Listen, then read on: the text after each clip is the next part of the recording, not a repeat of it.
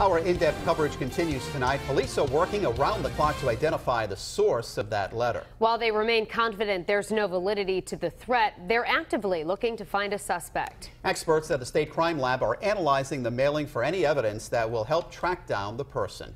Eyewitness News reporter Susan Campbell joins us now live in South Kingstown.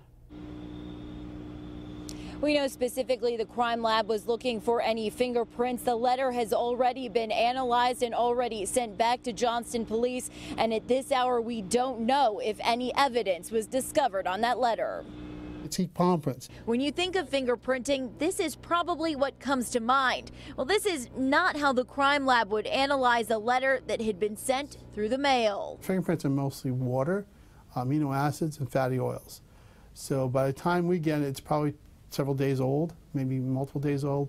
Most of the water is evaporated. So to find fingerprints on days-old evidence, examiners use a variety of chemicals and sometimes some special lighting.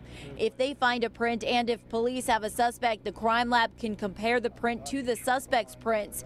If not, run a wider search through a national database.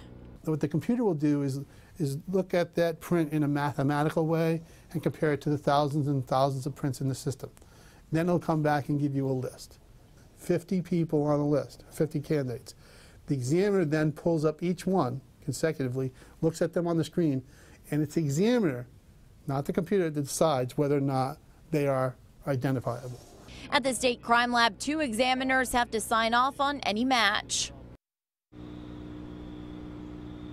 Letters are often also examined for any DNA evidence. That is not something that's done here at the Crime Lab. Live with the mobile newsroom, Susan Campbell, Eyewitness News.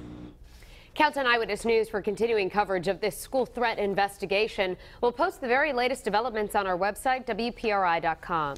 And coming up new at 6:30 over on Fox Providence, a group of state senators plan to introduce a law that would increase the punishment for suspects found guilty of making threats against school children.